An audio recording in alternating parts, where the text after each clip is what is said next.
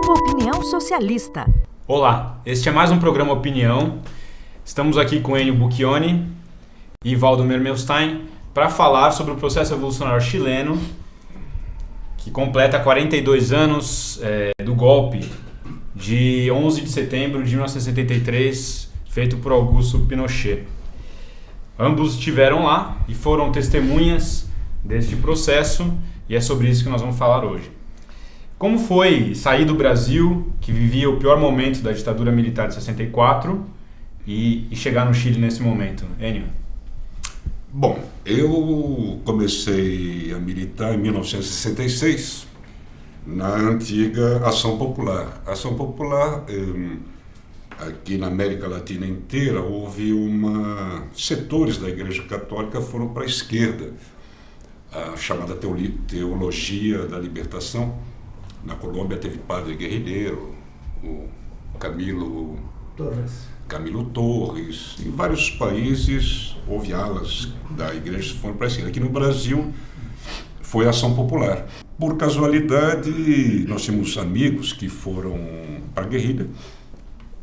Um deles deixou uma vez uma mala na casa da minha namorada, e essa mala tinha armamento, dinheiro, de um assalto, de uma expropriação que o Lamarca fez da VPR, e essa mala ficou uns dias lá.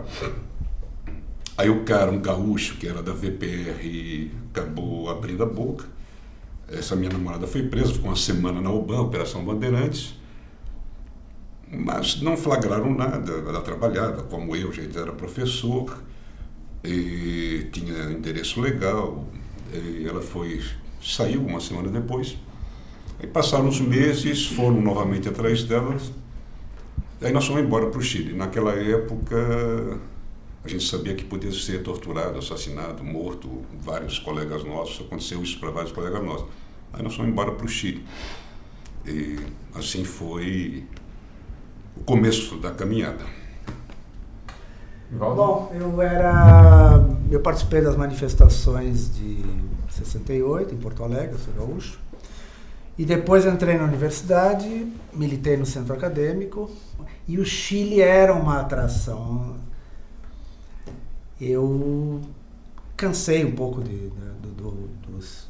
da situação de opressão na universidade, não se podia discutir coisa nenhuma. Um dia eu tentei questionar alguma coisa, uma aula de economia política, e o professor disse que você não venha insinuar que as grandes empresas são nefastas à economia, porque eu não vou admitir isso. Aí eu fui ao Chile ver se eu conseguia estudar lá.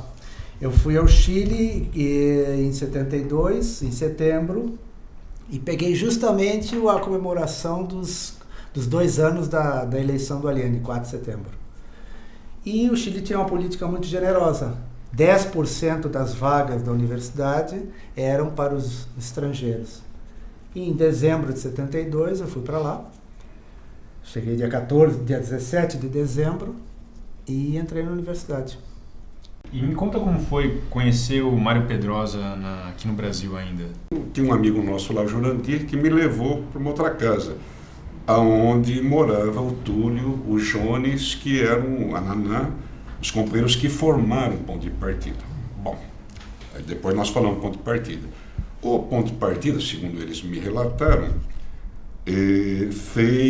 o Mário Pedrosa ficou meses no consulado chileno no Rio de Janeiro, junto com o Túlio, esperando o salvo-conduto.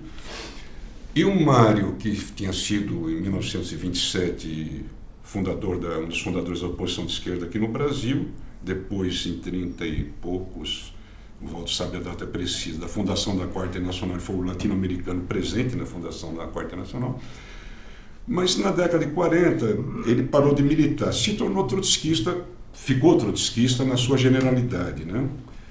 E durante esses meses que ele ficou junto com o Túlio no consulado chileno no Rio, ele ganhou o Túlio para a concepção trotskista no genérico, não na militância específica, mas para as ideias do Trotsky. Porque o Túlio vinha do PCBR, Partido Comunista Brasileiro Revolucionário, que era adepto da guerrilha. O Túlio tinha sido preso, torturado barbaramente, e aí numa dessas escapadas que ele saiu, ele acabou se exilando entrando no consulado e conheceu o Mário. E o Mário ganhou ele para o trotskismo. Aí lá no Chile eles moraram juntos, moraram na mesma casa durante um determinado período, e o Mário era super conhecido, entrava muito jovem lá na casa deles. Eles acabaram por construir o ponto de partida. Mas qual a importância do Mário? A importância do Mário era no sentido de passar aos jovens o que era o Trotsky, o que era o trotskismo, as ideias sobre a burocracia, etc, etc. O ponto de partida é formado nessa... Eu chego logo depois, uns meses depois, 4, 5, 6 meses depois, como eu fui parar na casa do Túlio e do Jones, e como eu já era contra a guerrilha mesmo, acabei entrando no ponto de partida. Tive com o Mário umas 2 vezes, porque o Mário era uma personalidade mundial, ele viajou para onde que ele viajou? Foi fazer parte do jurado de artes na Índia. Aí mandou uma foto para ele, tinha 70 anos, mandou uma foto para nós, montado num elefante, um baita de um elefante, ele velhinho, 70 anos, em cima dele. Era um cara fantástico. Eu acredito que se não fosse ele, eu acho que ele não teria chegado ao trotskismo. Porque aqui no Brasil o trotskismo era horroroso nessa época. Era o posadismo, né? Posadas. Aí era toda uma história que havia se degenerado, montou uma internacional posadista, não sei o quê. Então o papel do Mário foi esse, de nos levar ao Trotsky, né? Não ao posada, mas ao Trotsky. E como foi essas primeiras impressões no Chile? Como foi chegar lá com essa carga sobre a esquerda brasileira, esses contatos e tudo mais, chegar no Chile e ver aquele processo todo novo para vocês? Olha, você nem imagina... É que é difícil de expressar isso. Aqui no Brasil a gente trabalhava... A ditadura Médici, a época mais tenebrosa da ditadura, né?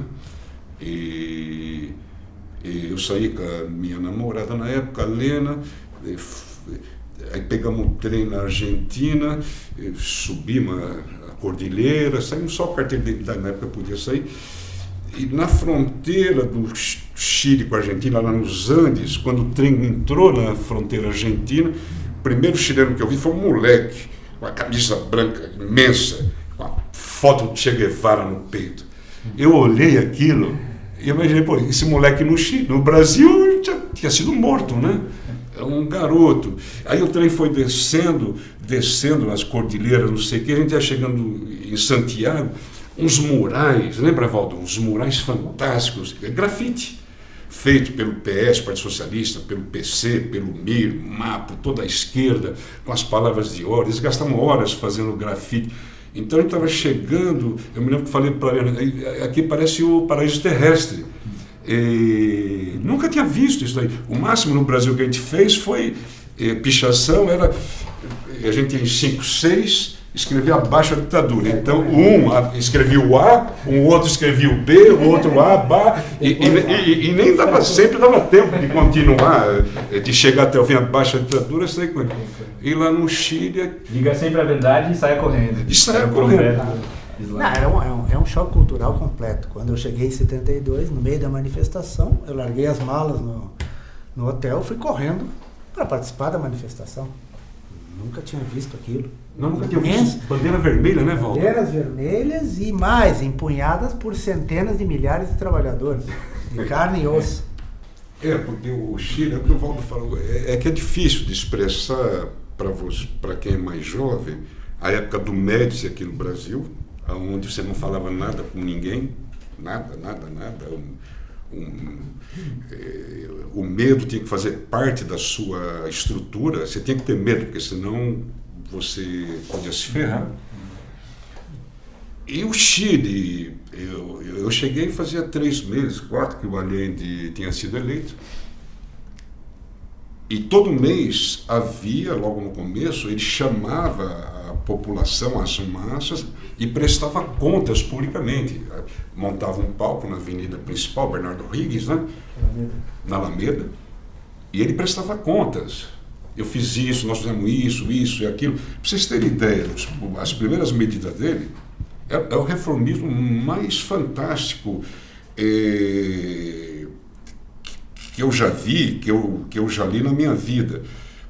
A primeira medida do Allende foi nacionalização de banco, seguro, cobre. O cobre era responsável por 80% da exportação do Chile, era o maior produtor de cobre do mundo.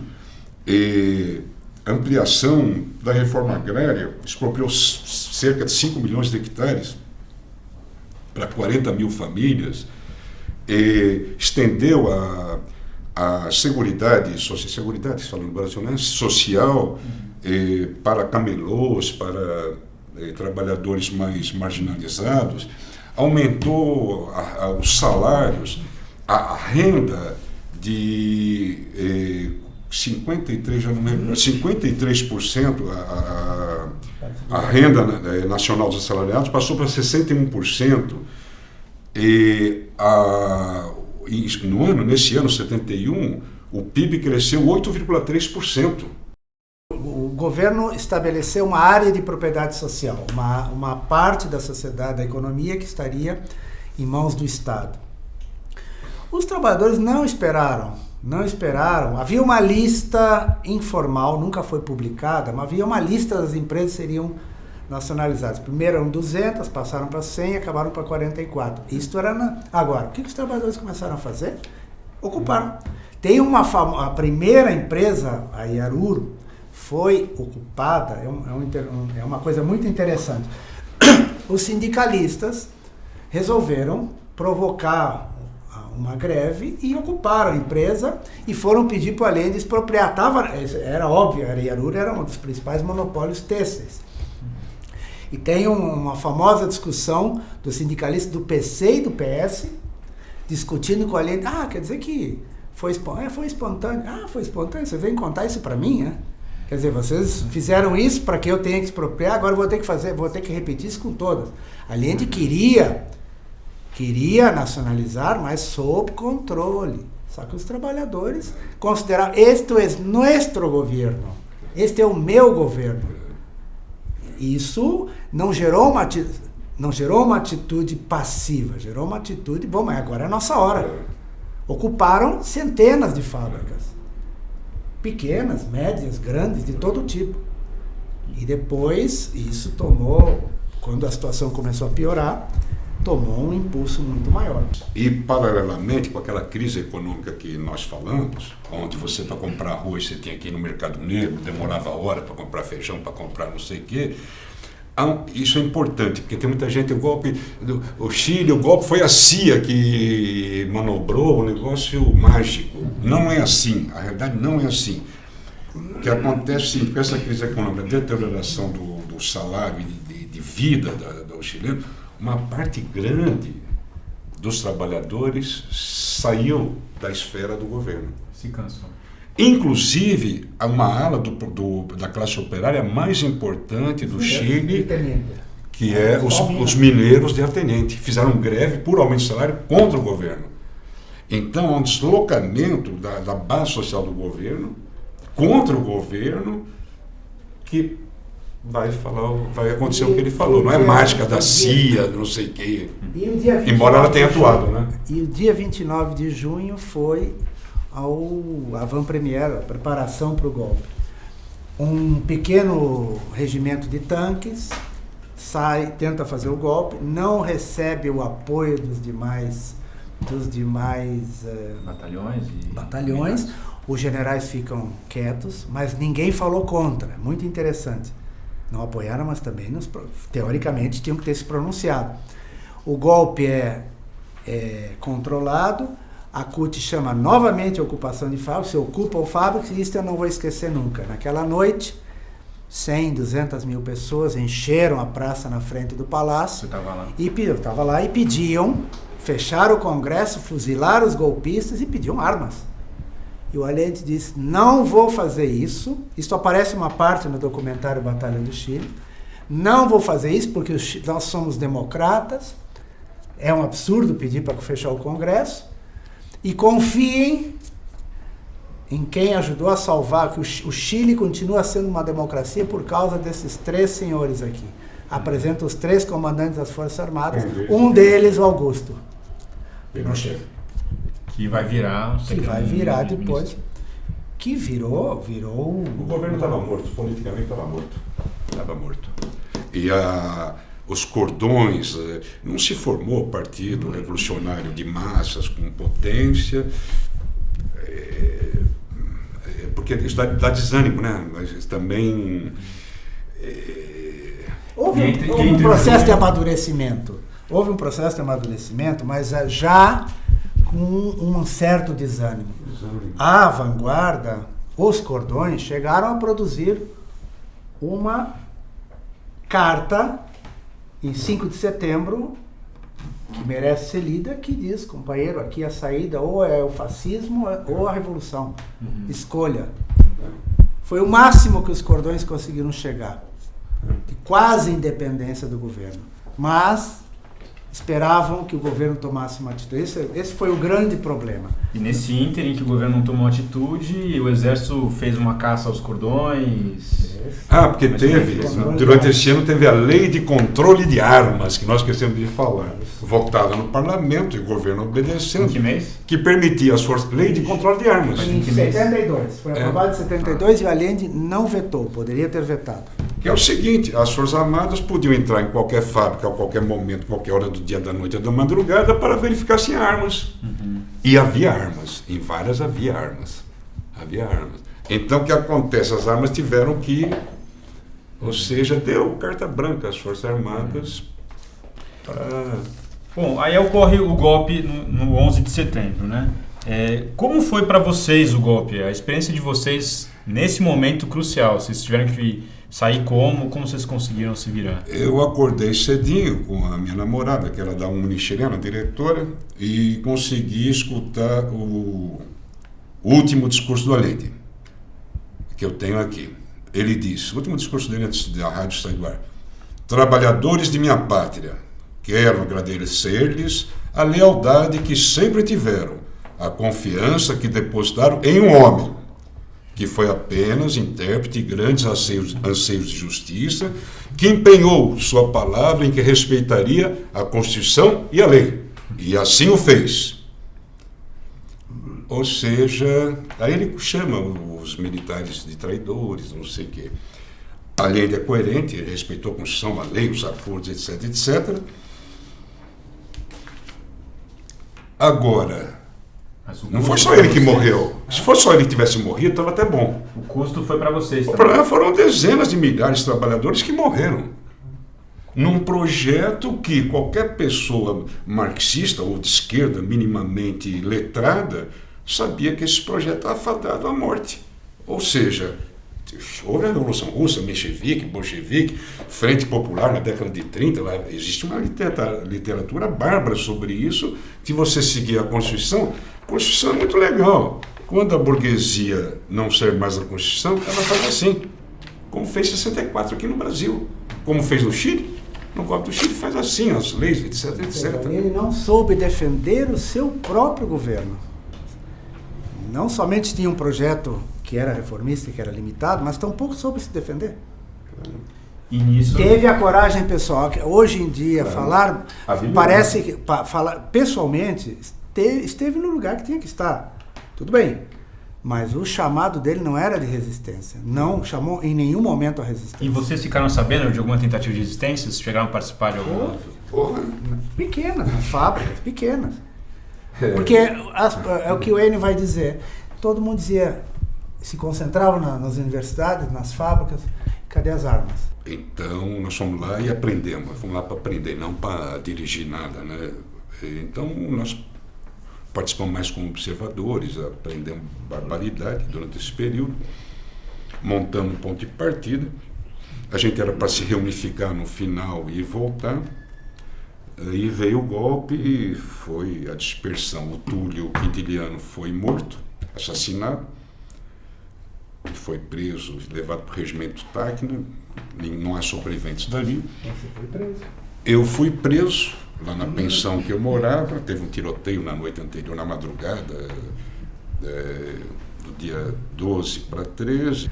E depois do golpe eu me despedi dos companheiros, disse que eu ia fazer. Deixei metade do dinheiro que eu tinha, metade das roupas que eu tinha. E 1º de outubro segui me reunindo com eles depois do golpe. Chegou a se reunir, fez ponto de encontro na frente do Ministério da Defesa.